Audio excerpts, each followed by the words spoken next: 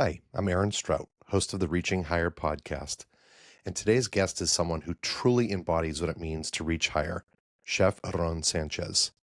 From a mischievous kid who found structure and purpose in the kitchen to one of the most respected voices in food today, Aaron's journey is rooted in mentorship, humility, and heart.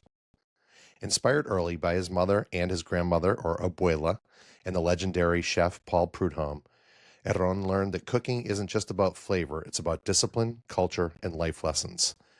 You've seen him as a judge on Chopped and Master Chef, and across shows like Next Iron Chef, Chef vs. City, and Taco Trip. Along the way, he's cooked for some of the most iconic figures in the world, including musical artist Prince and President Barack Obama and First Lady Michelle Obama. Today, through the Aaron Sanchez Impact Fund, he's focused on legacy, mentoring young chefs and opening doors for the next generation. Well, Chef Aaron, such a pleasure to see you. You and I have kept in touch over the years, and we just found out we are pseudo neighbors, at least sometimes. But it's great to see you, man. How are you? I'm doing great. Thank you for asking. Aaron, I love it. The brother of Moses. Yes, that's right. No, it's great, man. It's good to see you. It's we need to be better about staying in touch. And yeah, and now I'm here in Northern California, and love takes you places, and that's why I'm here, man. So That's awesome. So one of the fun things, by the way, just before I forget, is I'm going to have another Aaron or Aaron Franklin. I think you guys have probably met oh on the yeah, of show coming up course. soon. So we get the all Aarons all the time on the podcast. So I'm excited about that. I love it. Um, And you know what? Just tell Aaron this that I have a lot of respect for him. I met him and passing a couple times, but he is so forthright and honest. And he said, like, yeah, like I messed up a lot of briskets before I got good at it. So I just love that honesty about him. So bring it up when you talk to him, please. I 100% Some. will. Well, and actually, we're going to get to that question in a second. But speaking of Mm-mm-mm. honesty, you mirror that value as well. But I do want to start for those that don't know, because you've been doing this for a while. That we sat down 8 years ago. We did a podcast, and I was sort of interested in how you got started. And you talked a little bit about some of the inspiration you got from both your mom, your abuela, from Chef Paul Prudhomme, which we'll talk more about. But what's that journey been like over the last, whatever it's been, 20, 30 years for you? Yeah, it's interesting. I'm super blessed the fact that I was able to have these kind of not just that's not a family mentor, um, but also very very impactful chefs and food figures that not and by the way, it's really is had yes a lot with food, but mostly in life lessons. And I think that's what's important. And I try to impress that upon that, with the young people that I work with is just that idea of having mentors. And if your family or your parents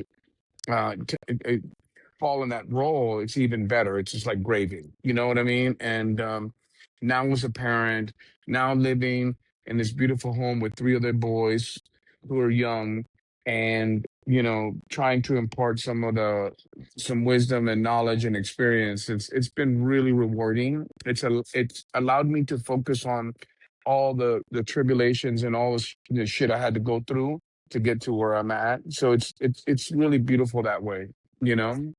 Well, it's funny. I had forgotten when we talked. You had said that part of why you ended up in a kitchen was because you had sort of you'd been Mhm. mischievous, like a lot of us Yep. boys are known to be. And you were in New York at the time, and that was part of your disciplinary, way to kind of get back to being good Aaron versus the devilish Aaron, right?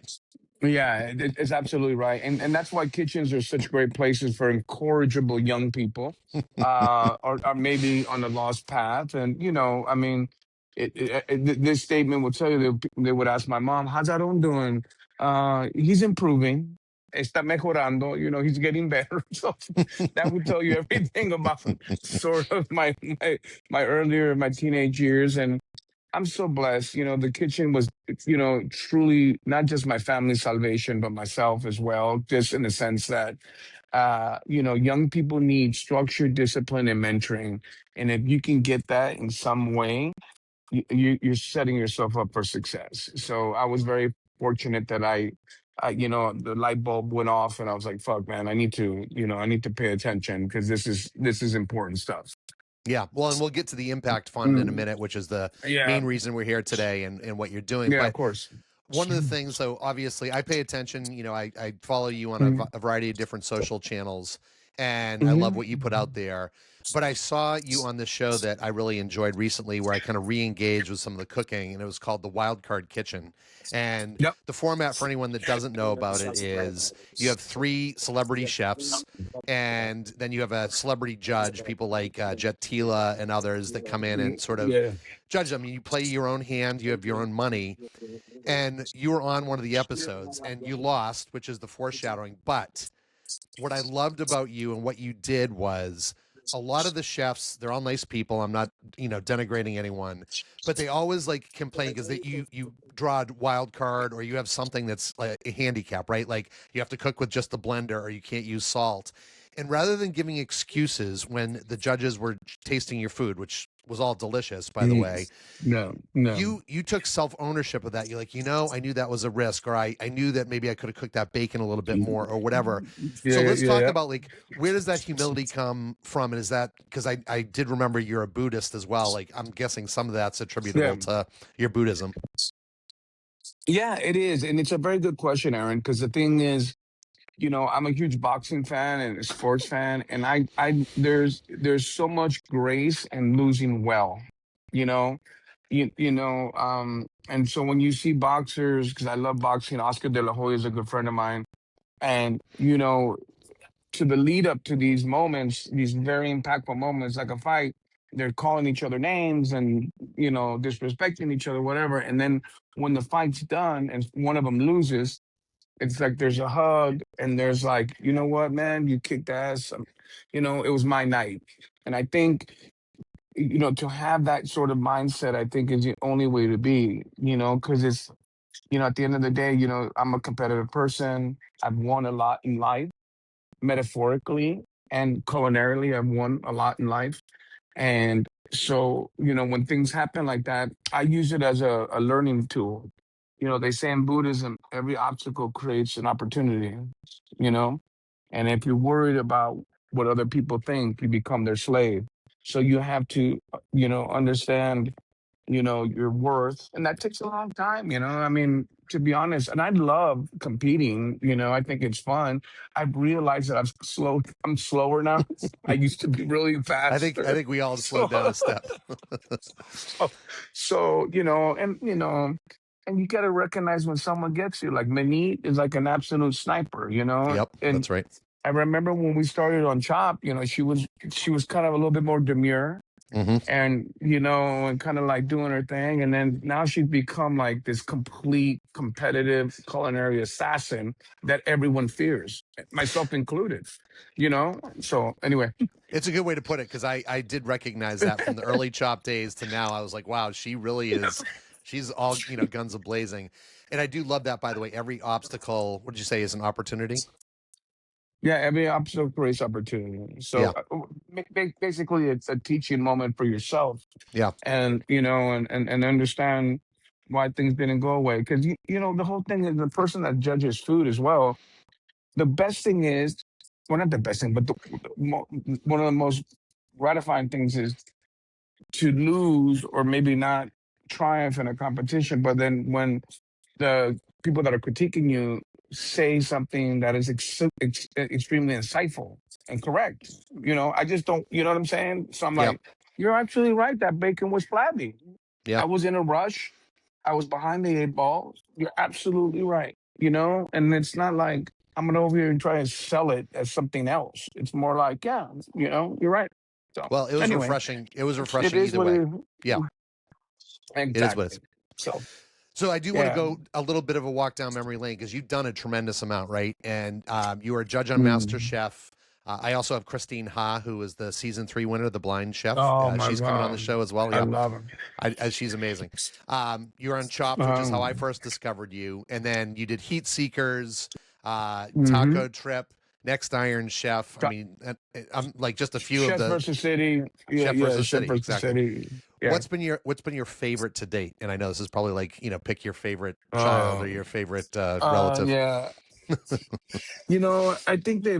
I think they've all brought something really beautiful. I think Taco Trip for me was a lot of fun in the sense that it was myself. I've kind of always been like, in a co-host format. I think that was fun in the sense that it was talking about um something that is kind of universal. Like everybody loves a taco, everybody loves a piece of pizza, etc. So it was one of those things where it was interesting to see the take on people's, you know, um sort of vision of what something that's, to me as a Mexican, very rudimentary, to be honest, but can be so beautiful.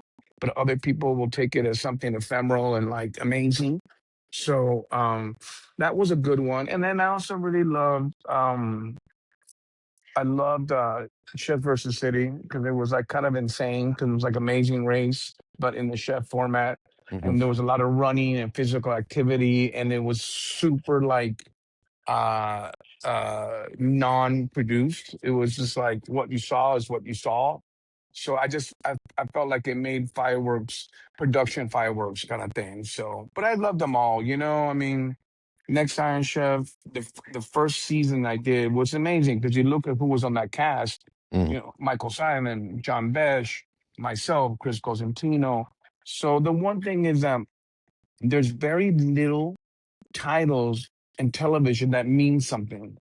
You could be the winner of The Voice. That's cool. You could be, the next American Idol. But so for chefs, there's certain pinnacles that you can actually say, shit, I didn't degrade myself. I didn't sacrifice, you know, my morals as a chef or my integrity. And then you can sit behind that and be proud of it. You know what I'm saying? And that's what So I really appreciate about, what I mean? so I'm going to jump forward a bit and then we'll go back. But that this comes to a good question that sort of relates to that. You were Go recently for it. honored with the 2026 Excellence in Mentoring Award at the National Hmm. Mentoring Summit. And obviously, again, this will lead into the Impact Fund. But how does an accolade like Hmm. that feel compared to a James Beard nomination or a Michelin star when you are a chef? Because I think you were just talking about, some of these things are the pinnacle. The mentoring, that's a pretty high honor, right? Getting that honor that for what you're doing. And you're very well prepared, and this is why I wanted to do your podcast because I knew that you're gonna take your time and think about things. And you know I've been thinking about that when I just turned 50, and this idea of like thinking about your legacy and what that really means. And I don't want to be known necessarily as a great chef. I want to be known as a happy man that's in love and a great father primarily, and then also leaving a legacy through mentoring, which is essential. Yeah. Even me at my age, I need Jonathan Waxman to answer his phone, because I need his paternal guidance even now at my age. Hmm. So I feel like that need to be taken care of by someone else, um and giving guidance and all those beautiful lessons in life is so necessary. And word chef at the end of the day really means teacher. So you need to be taught, and that need for knowledge never goes away. I mean, at least for me, for evolved people, that never goes away. Some people are happy just being here, and some people need to feed themselves. So the idea with the impact fund started, you know, from the idea that I realized that how great and enriching this industry has been to me, and I felt that I would be doing an injustice if I didn't give back to it. So planting seeds, making sure the future is set with young people that are very sort of affectionate about our industry, and then making sure everybody has an even shot. And that's really the genesis of the impact fund. I felt when I started out 30 years ago, I felt that there was a really huge disparity between Latinos getting executive positions, and I didn't want education to be the crutch. And no excuses.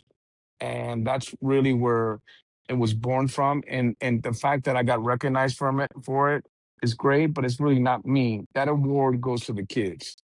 who go and sacrifice 11 months out of their lives to come and move into New Orleans or New York initially and chase their dreams to be culinary leaders. And it's for them. It's for Jennifer Killian, the director, who's there acting as like a mother figure to these kids who, are away from their loved ones. I mean, yeah, cool, whatever. Give me an award, but that for me, it's not what it's really about. And our youth is our most valuable commodity. Totally agree. That's it. Totally agree. Well, Totally it. I mean, yeah, no, go ahead. follow-on question to that, just so, because you did recently. First of all, happy birthday. That 50th is a big one, right? Thank I you. think February. Yeah, yeah. You recently welcomed your Impact Funds class of 2026. So what qualities do you look for in these young chefs that suggest they have the grit to sort of reach higher in this industry? Yeah, well, I think the openness, and thank you again, Aaron. For us, it's a very extensive like vetting process.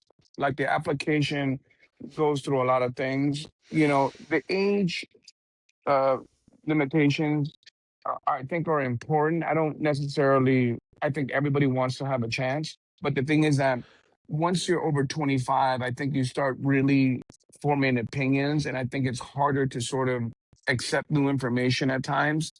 And if you're somebody that's 26 or 25 that's already worked in restaurants, and then you go to culinary school and someone's teaching you how to do brunoise and do something very sort of mundane and monotonous, you're going to be like, what the hell am I doing? Right. So that's why we like them a little younger, just Yeah. so they're more open to the idea of learning and techniques and all that. So that's a big part of it. And what we look for is just great attitudes, willingness to learn, you know, understanding that the process is going to take some time.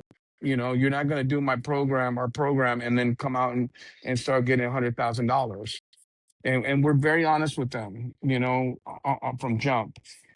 And I think that's what we look for. We just look for that sort of like hunger and great manners and simple stuff, that you'd be surprised how many young people nowadays don't have. And it's a shame. It is a shame. So one of the things that's really impressive is you mentor these students personally. So in addition to writing cookbooks and running, other businesses and being on different shows, you're helping to train these kids. And I know you mentioned Jennifer, so shout out to her because she was very helpful in scheduling this. How do you balance the being a tough love mentor with being supportive? Because you mentioned some of these kids do face systemic barriers. And so you obviously had some tough love early on. You've turned out well as a result of it, but it is hard, and especially because kids are wired a little bit differently these days, I think.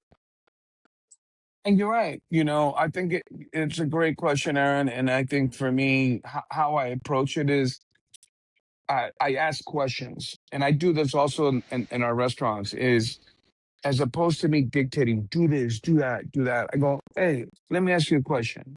You think it was cool showing up half an hour late? Like, come on, man. You're not just representing yourself, but you're representing the 26 other kids that have graduated and been valedictorians in the program. So don't you want that? Like, so now instead of me being this only voice, now we're having conversations and I know what I'm working with. So that's been a really big sort of epiphany, if you will, for me with this process. And it's really rewarding and it's very challenging. I think what happens with sometimes with philanthropy is they give a gift, and a gift is awesome. But with mentoring, the way we do it, it's like you kind of set them off and then hope for the best. But I think what we do a good job, and I have to give some love to all my family and with Emerald Lagasse and on the foundation who kind of, shepherds us, is that we even though they've graduated and they're out there, we're still connecting with them, Right. post, you know what I'm saying? So it's really special in that way. Yeah. So Well, it's awesome that you're doing it, and you brought him up, so we'll mention Emerald Lagasse. And so, how has your partnership with the Emerald Lagasse Foundation allowed you to scale the impact fund beyond what you could have done alone? yeah. Well, first it just gives us a lot more infrastructure in the sense of being able to execute events without having to go through all the channels. Emerald has been doing this a lot longer than I have, um, 20 plus years. So I think his access to people that have resources that are like-minded has been a big part. When I initially started this in 2017 or around that, I was just calling upon my friends, my chef friends and peers, and said, "Hey, man, help out. Let's raise some money for a couple kids to go to school." Like it was that simple. And then now the mission has grown so much bigger because of my visibility and things. I think we have access to more opportunity, and it's really made a difference. Our kids are not cheap. Our kids are No, 65,000 they're a not. pop. I know. No, so it's like, you know what I mean. And by the way, thank you so much for your generous contribution. And you know, sleep good because you're putting some of that karma coins up in there, I'm buddy. doing So my you're best, doing man. I'm good. doing my Yeah, best. Yeah. yeah. So anyway, it's been great. I've known Emerald for a very long time. I think he was ahead of the curve. I think what makes us very unique is he does a completely different thing than I do. Like he does urban gardens and he works, with Cafe Reconcile and starting restaurants for kids, mostly inner city African American kids. And then I have my little segment, so it's like we complement each other really well. So, and I'm not surprised at all, I guess, so that we can have people also donate and get involved. Like, where do they go and what do you want them to Yeah. do? Yeah, I mean, look, we do a couple of events throughout the year. Emerald does, of course, part of all the then, which is usually in the beginning of November, and then we do, Line Dine and Vine. We do, another event that just passed this past weekend, kind of a barbecue event in Destin, and then I do 2 or 3 events a year called Aaron and Amigos. So if you go to the Aaron Sanchez impactfund.com, you can find all the information there. And then, of course, we welcome all donations. They're all tax free, obviously. Um, and then attend, just come to our events. We have, auction items and packages where you can go to Europe and you can go do a fishing trip, and there are all these cool things that a lot of people would love to do. And then, or cooking classes with me, or doing a private dinner, or whatever it is. And we have a lot of cool stuff. So I think if you really want to help us succeed and continue uh, to on this awesome mission, yeah, just go to the website, man. And I know you're going to be great and put links and everything, right, I am Aaron? absolutely going to put links, show notes, and all that good stuff. We'll make sure people are putting their money where their mouth is. I do have a lighter Ándale. question. I have a lighter Yeah. question for you. So you've had the opportunity of going from originally, New York and now New Orleans. If you had to choose one dish that represents your journey from El Paso, actually, New York to New Orleans, what would it be and why? Yeah. Yeah. I mean, I know tacos are That's an a hard. obvious one, but we'll find one that's maybe No, a no, no, no, no. deeper dive. I, yeah, I think one of the dishes that uh, I think about food, and when I start, I think about food all the time, obviously, but I break it down in a way where I'm like, cool, how do I stay culturally accurate? So I'm not doing fusion, because fusion equals confusion. But there is a way to honor your culinary journey and pay homage to that, right? So the flavors are there, the ingredients are there, but you're not compromising, you know, the core of the dish. So Mexican shrimp and grits, I think, is probably the Mm, one that I would say would best exemplify that. So, we'll do chorizo instead of like andouille as part of the sauce. And then I'll do like an ancho, chile, anchovy butter and to like fortify my sauce, and then make a really awesome sort of Louisiana shrimp shellfish broth and have that to be like sort of the base of that, and then great Louisiana grits. But instead of, some other, I like to put cotija cheese in it. So I get yep. the Mexican flavor, but I Yep. have the Yep. grits. I have, and then I use Chef Paul's seasoning to season the shrimp. So that would the best definition. So I love that. It's a perfect answer. I'm now hungry. Mm. And by the way, because I know we talked about sort of the Bay Area, if you have not been to Social Bird yet, which is over in Lafayette, California, they do a really good, they call it, I think, prawns and shrimp. Never going to be as good as yours, but I think you would like it based on what you just described. And what's it called? Social Bird.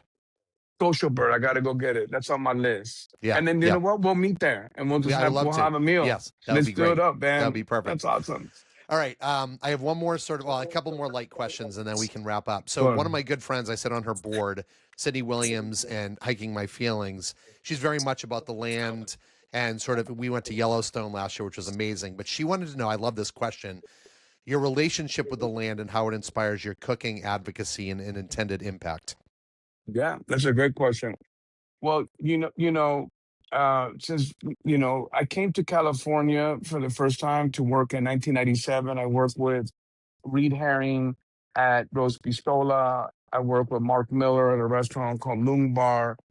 Um, and then I did like this summer gig where I was cooking for a bunch of kids in Bolinas Bay and Bolinas, like near Stinson Beach. Yep. Yep. And I cooked for all these kids, and it was vegetarian. And the kids, it was all about bringing young, and I was a kid at the time too, all of 24 or whatever it was. But I was there, and it was really about trying to teach the kids about, all the isms, racism, sexism, whatever it was. But then the food had to be vegetarian. So it was a real challenge for me. And I started, I would go to Bolinas and I would pick up vegetables and I would make them tofu scrambled eggs and things like that. And that was a big part of the whole program, right? Lunch, breakfast, lunch, and dinner.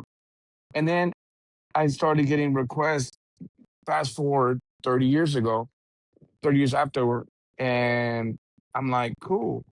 And then I started understanding how much, and might not be something that people want to hear, but like, when you're vegetarian and you see vegetables, you actually displace a lot of animals through that process because that's their habitat.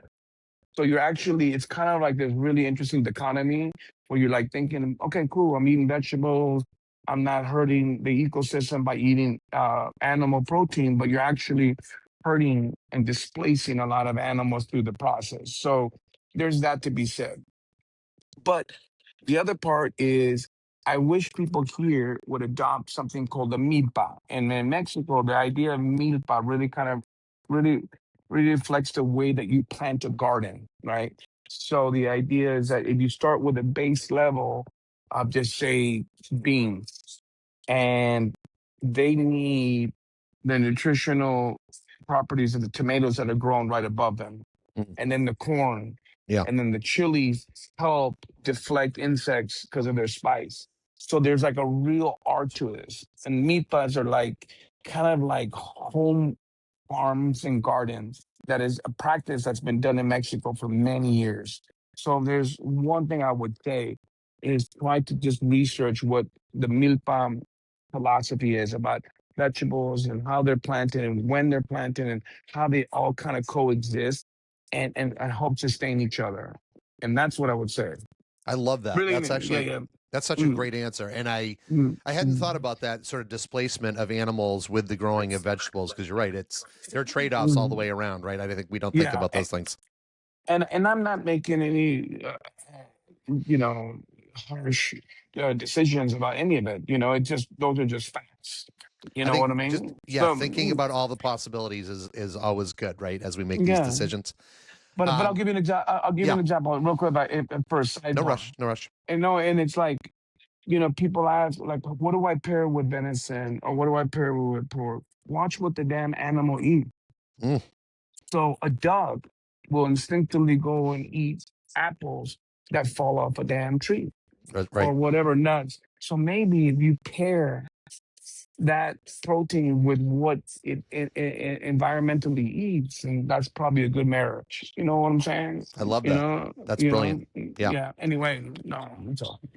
Well, it's funny because that brings up. So I'm in the more like frivolous questions that I ask all the guests. But one of the things that listening to our interview from 8 years ago, you talked about Prince and meeting and cooking for Prince. And so one of the things I always like to ask is like, what's one band or artist that you'd love to see that's no longer around? But you mentioned that he actually mainly ate vegetables, so he was probably a vegetarian. Yeah, yeah, And I asked yeah. you if he was a And weirdo or not, and you're like, he likes to sort of keep to himself, but you're very polite about it. So, yeah, what is a band or artist that you wish that you could see that maybe isn't around anymore? yeah. Well, let's just give you the viewers and the listeners and everybody a little context about that moment. So, Yes. this was I cooked. I get a call. I redid all the food for the House of Blues. At the time, they had 11 locations nationwide. The original one was on Sunset. It's no longer there, and it was right across the street from the Riot House, which is like the famous hotel where like Led Hmm. Zeppelin threw the damn TVs out of the window Right. and shit. Right. So it was iconic. And then they come in there and they say, "Okay, cool. Otto and Prince is coming to cook. I mean, Prince is coming to play. Very private. He's kind of like a bat or like a vampire. Like he just only like works at night. So if you've ever been to House of Blues, the founder wanted to have all this Ganesh kind of Hindu, decoration. So he made everybody put like white towels or sheets on all those deities or decoration. It says, "I'm the only deity here tonight." So Wow. imagine Okay. setting the Yeah. tone, right? Yeah. So Yeah. then I'm like, what does he like to eat? And they're like, he likes to have steamed vegetables with sea salt. I'm like, great. And he drinks absinthe. I'm like, great. So my knucklehead ass is running around LA trying to find the best baby vegetables that I can find. So cauliflower, Brussels sprouts, carrots, whatever the hell it was. And then serve him like this little poo-poo platter, and he was happy. And he ended up doing this incredible, 5-hour gig acoustically and not. It was just amazing. But to answer the original question, I just wanted to give some context. I appreciate that. That's Um, a cool story, by the way. yeah, yeah. And I think if there's a band, I mean, I have so many that I just appreciate that I want to see the ones that are not really present or maybe just like a musician that I really admire. I mean, shit, this I can do like five of them. I mean, Tom Petty is Mm. one of those people that I just admire the shit out of because Yep. he's one of those musicians where you listen to songs and you're like, oh my gosh, I can't believe he wrote that one. So him for sure. Marvin Gaye, of Oh, course, that's a I good would one. love to have Yeah. been with him. He really was I love R&B. There would be no R&B without him. No, Like he's the James OG. Brown, yeah, James Brown is soulful, Right. but Marvin Gaye was the birthplace of R&B in my opinion. And then the other one would have to be probably, oh my gosh, Tina Turner. Mm. Tina Turner. I mean, just amazing woman, and my mom reminds me a lot of Tina Turner because in the sense of like, she like left the States and got Swiss citizenship and said, "Fuck it, I'm just gonna go and do me." Like, just Good. an amazing woman, and like went through abuse, never made excuses, and just like these kind of people. You know what I'm saying? Like, it just. I don't think. I hope the young generation understands the accomplishments of these people. Because it's so special not to forget them. Well, three iconic choices, and on top of Prince. And I agree with you that, like, there are a lot of remixes and sort of, mashups and things like that, which I think help. It doesn't hurt for old guys like you and me to remind them of Yep. all of these greats. But I want to ask you another one. So you've had a chance to meet some amazing people. Probably, Yep. I think I can't remember if you were the one that has cooked for presidents or not, but Yep. I who have. is I have. who has impressed you the most in your life out of all the amazing people that you've met? Oh my gosh. Um, I mean, Obama was pretty amazing, and Michelle. Um, I cooked at the White House for them, and I think what people need to understand is that there's you cook for the West Wing, and Yep. then so you cook for in essence all people that work in the White House, which I got the privilege to do.